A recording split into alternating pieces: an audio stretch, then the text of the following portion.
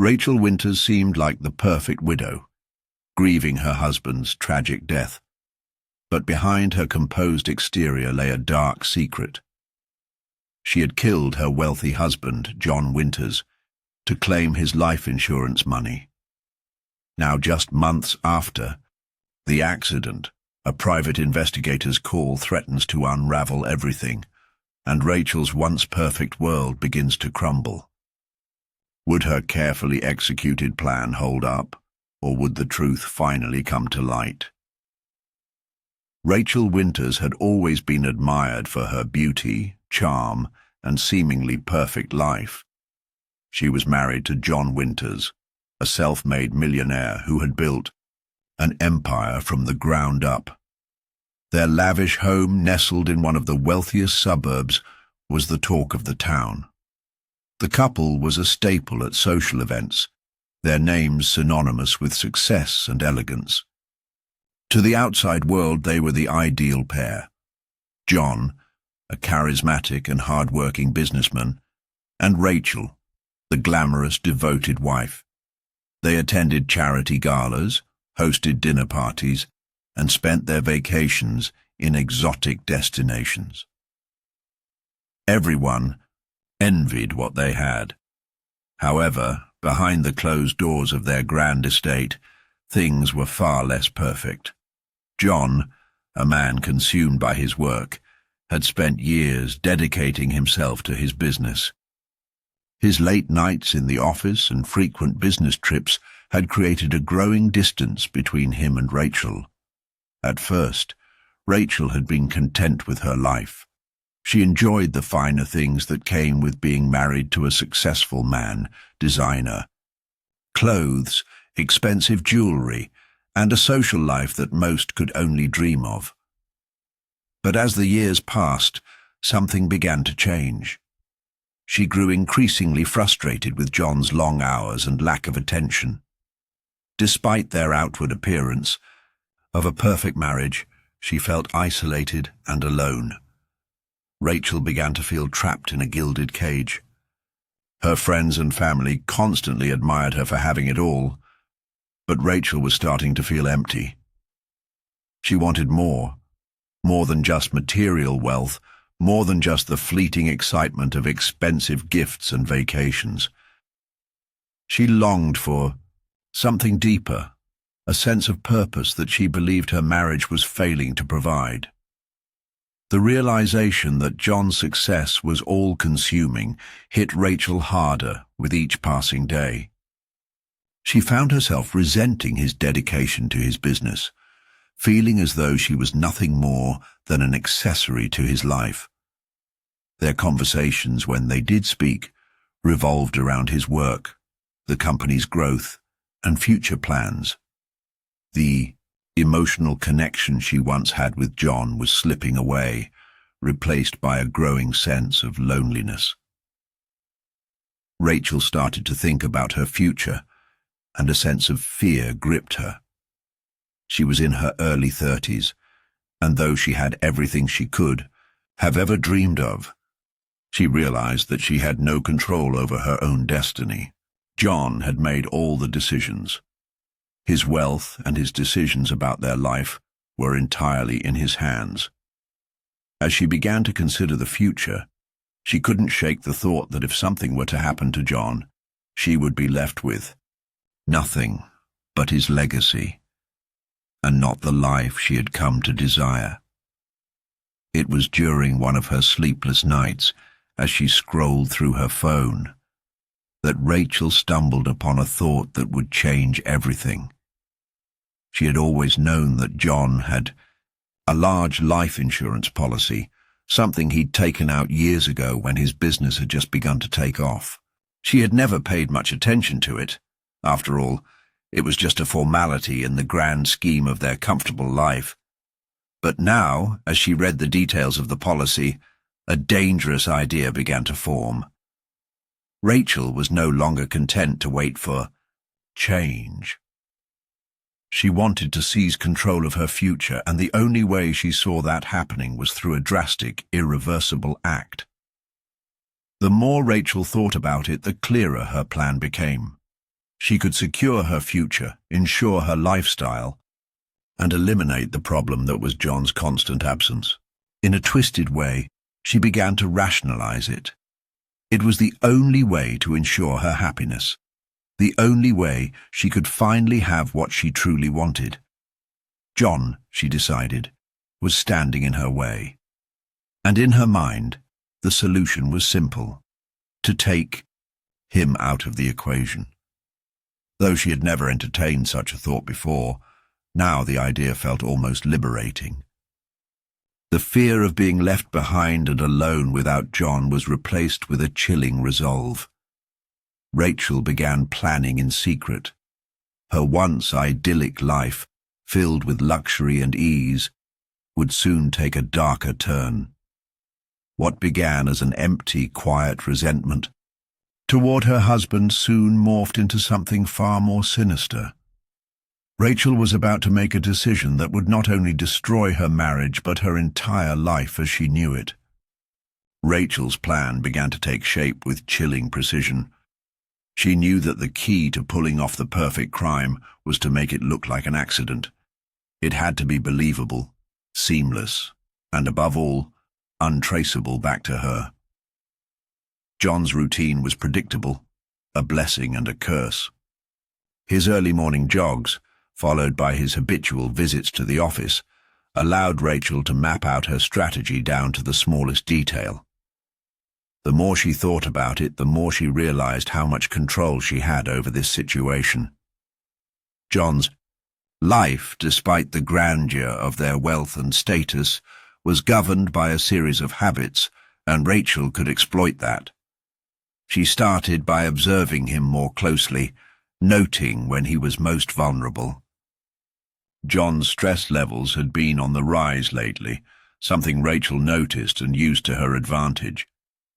She began to suggest small changes to his routine, planting seeds of concern about his health. She hinted that he was overworking, that he should take more breaks, perhaps even take a vacation.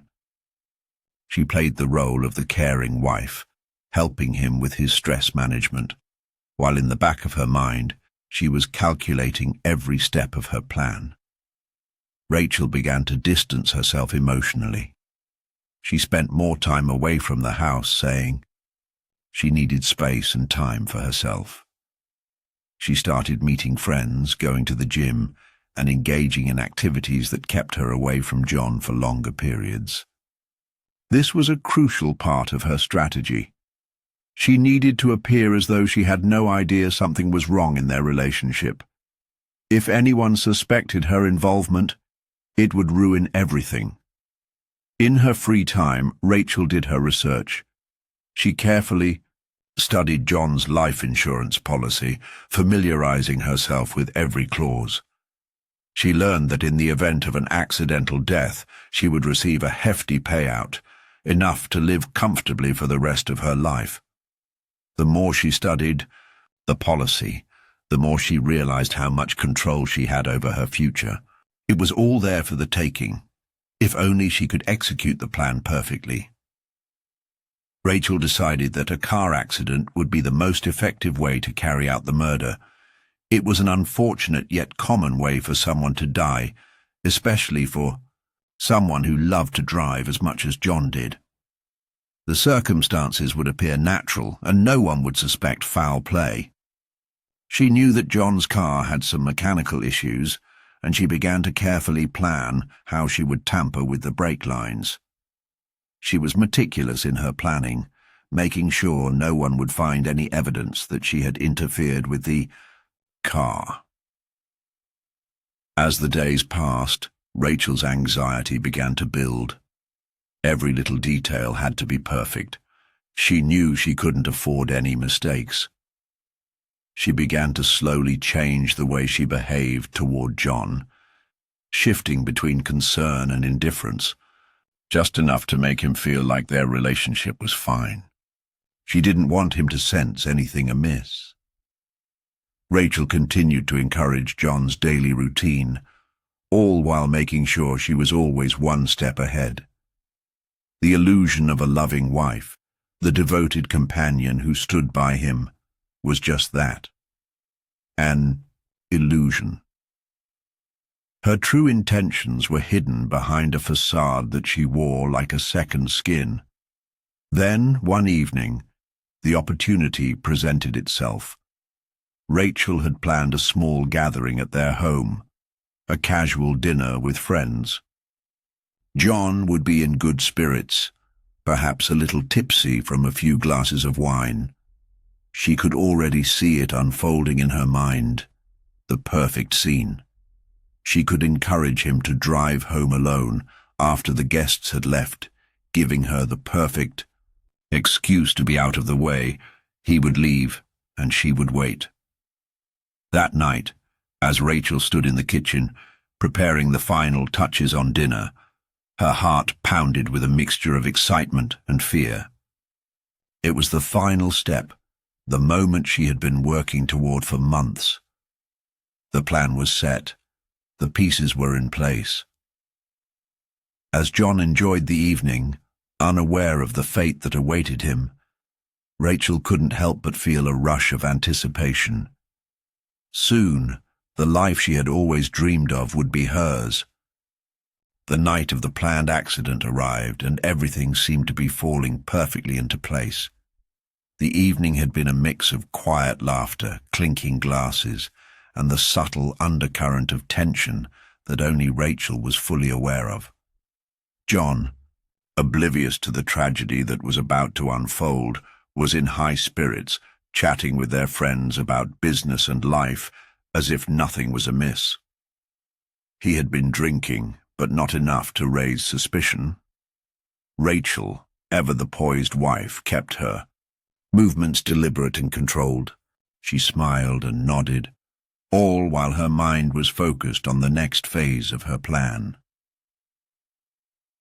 As the evening wore on, the guests began to filter out, leaving Rachel and John alone in their vast, dimly lit home. John, a little more tipsy than usual, suggested he should drive home instead of letting one of their friends give him a ride. Rachel pretended to be concerned, reminding him that he had had a couple of drinks, but he reassured her that he was fine. She watched him gather his coat and keys, her heart racing in her chest. This was it, the moment she had been waiting for. John kissed her on the cheek and stepped out the door, heading toward the garage. Rachel's eyes followed him through the window as he walked with a slight stagger toward his car. She kept her composure, but inside, the adrenaline was overwhelming. She quickly went to the kitchen and stood by the window, waiting. The minutes felt like hours. She knew what was coming. Rachel had tampered with the car's brake lines earlier in the day, ensuring that the car would crash once John drove down the winding road near their house. It was a remote stretch of road, often quiet at night, where no one would be around to witness the accident. She watched, her breath caught in her throat, as John started the car and pulled out of the driveway. For a moment it seemed as though nothing was wrong. John was driving steadily, his headlights cutting through the darkness. Rachel's stomach twisted with a mixture of dread and anticipation as she stood there, waiting. She imagined what it would be like to be free of him, to finally have the life she dreamed of, without the weight of his presence holding her back. The money, the luxury, the freedom, everything she had wanted was within her reach. The next few minutes passed in an agonizing silence. Rachel kept her eyes glued to the window, every part of her body tense. It wasn't long before the screeching of tires filled the air, followed by the loud, sickening sound of metal crashing into metal. The sound was unmistakable, and Rachel's heart stopped for a moment. She didn't move immediately. Her mind raced as she tried to control her emotions. She couldn't let herself feel too much too soon. She had to play this right. Rachel quickly picked up her phone and dialed 911, her voice trembling just enough to sound believable. "My husband, he's been in an accident," she said, keeping her voice steady despite the chaos inside her. She gave them the address and hung up, then walked briskly to the front door, stepping outside to discover the wreckage. The scene in front of her was everything she had expected.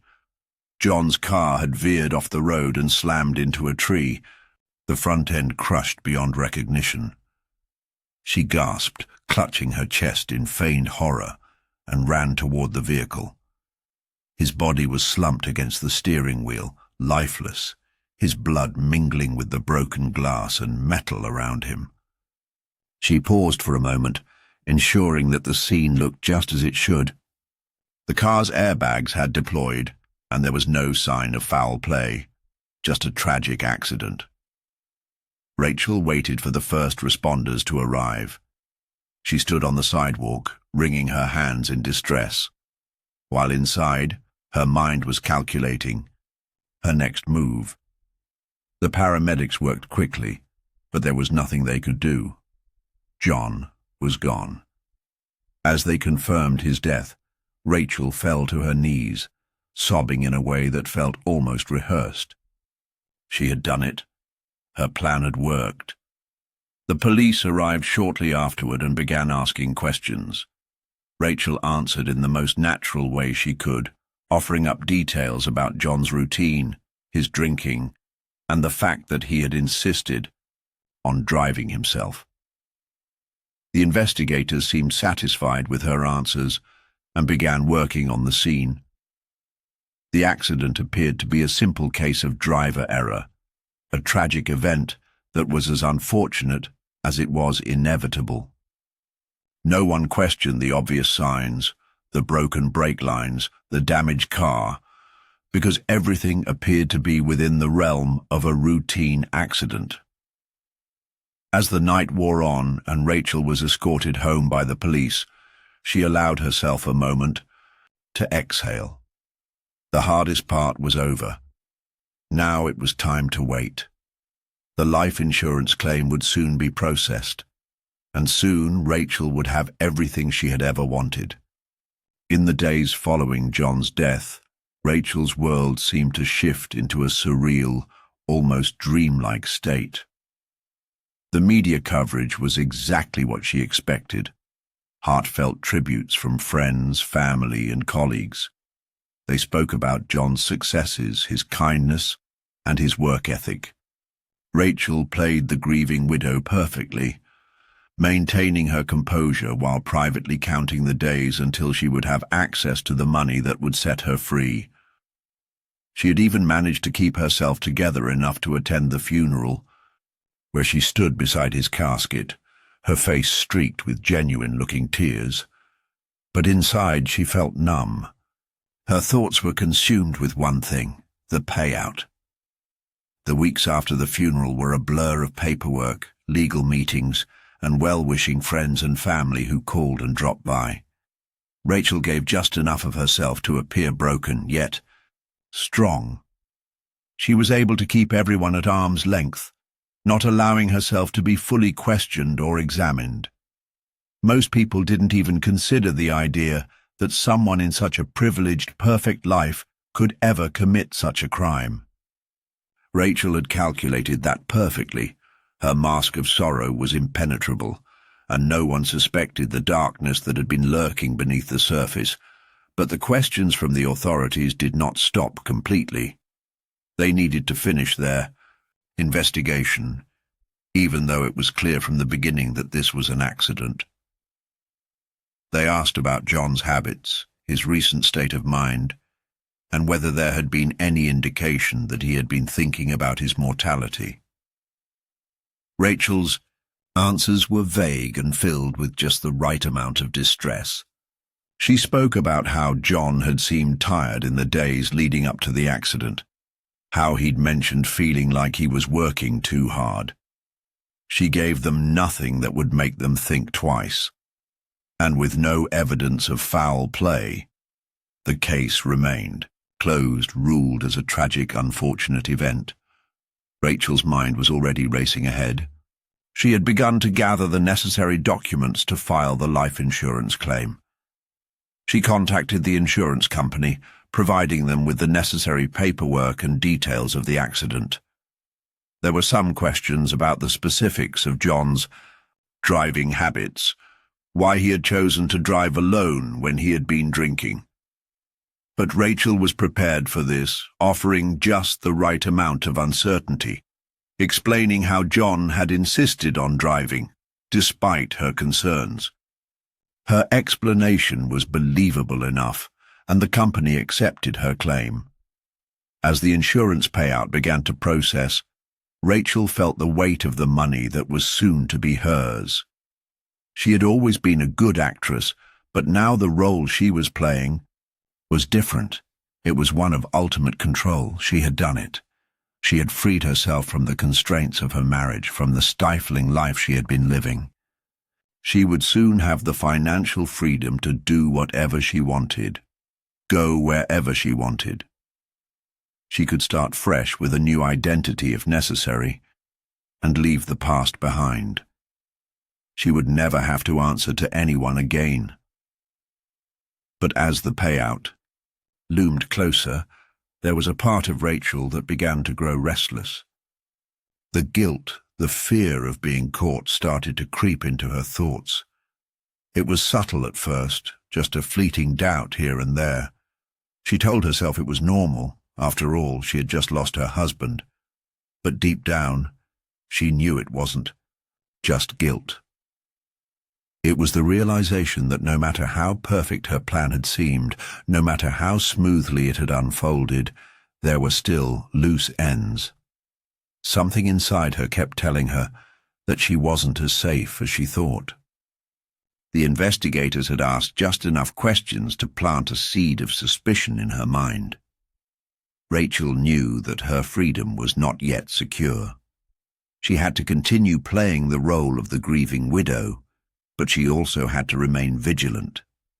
The money was within reach, but it wasn't guaranteed yet.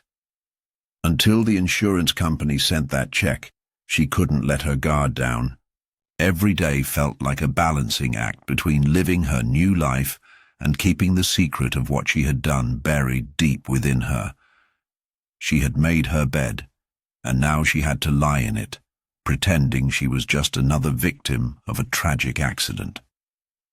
But Rachel couldn't shake the feeling that someone might one day uncover the truth, and that thought filled her with a quiet, gnawing fear. Months passed, and Rachel's life began to take on a new rhythm. The money had arrived, just as she had expected, and with it, a sense of liberation. She had paid off debts, bought a new car, and even moved to a new, more discreet neighborhood, one far from the eyes of the people who had once known her as John Winter's wife. She had done everything right, or so she thought, but the nagging feeling, the sense that something was still off, never truly left her. Rachel started to feel the weight of her actions settling on her shoulders, although she would never admit it to anyone. She had everything she had dreamed of: wealth, freedom, and a new life. But the truth was that the guilt was beginning to gnaw at her from the inside. It wasn't the fear of being caught that haunted her most. It was the realization that she had taken a life even if she had convinced herself it was for her own survival. The money was nice, but it didn't make her feel whole. Instead, it brought a sense of emptiness that she hadn't expected. It wasn't the kind of emptiness that could be filled with new clothes or fancy vacations. It was a deeper kind, one that couldn't be bought or erased by wealth. Rachel started to withdraw even further into herself, not allowing herself to get close to anyone. She had always kept a certain distance from people, but now it was more pronounced. She didn't trust anyone, not even herself. The fear of exposure was still there, creeping into her thoughts at odd times, especially when she was alone. Every time the doorbell rang or she received a phone call, her heart skipped a beat. She wondered if someone was investigating, if someone had started putting the pieces together. But with every passing day, the memory of that night, John's death faded a little more, and the fear slowly faded with it. Then, one evening, Rachel received a phone call that shattered her fragile peace. It was from a private investigator. Her stomach dropped as she recognized the name, Detective Miles Hanson. He had been the lead investigator on John's accident case. His voice was calm, professional, yet there was something about it that sent a chill down her spine. He informed her that they were reopening the investigation into John's death. A new piece of evidence had surfaced, something that suggested the accident may not have been as it seemed. Rachel's mind raced. Her heart pounded in her chest, and for the first time in months, the fear of being caught hit her full force. She had assumed the case was closed, that her carefully crafted narrative would hold, but now everything she had worked for was at risk. Detective Hanson told her that they would need to meet in person to discuss the new findings, and though he was polite, there was a tone in his voice that made Rachel feel as though the walls were closing in on her. For the first time since John's death, Rachel felt truly afraid. She had tried so hard to bury the past, to move on from the tragedy that she had created. But now it felt as though the truth was clawing its way back to the surface. What had she missed? What had she overlooked? In the days that followed, Rachel became obsessed with the idea of being caught. She couldn't sleep, couldn't eat, her mind racing with thoughts of how to cover her tracks. She knew that if she was caught, everything would fall apart. Her new life, her wealth, her freedom, it would all come crashing down. The world she had built for herself would be destroyed, and she would be left with nothing but the consequences of her actions. As Rachel prepared to meet with Detective Hanson, the fear intensified. She had been so careful, so meticulous in her planning, yet now it seemed that her perfect crime was on the verge of unraveling. The thought of facing the truth, of being exposed for what she had done, was more terrifying than anything she had ever experienced. The once confident woman who had orchestrated John's death was now a woman on the edge, desperately trying to keep the pieces of her perfect life from falling apart. The fear of discovery was now as much a part of her existence as the wealth and freedom she had so ruthlessly obtained. And with each passing day, the sense that her past was closing in on her grew stronger, leaving Rachel trapped between her guilt and the relentless pressure of the lie she had told.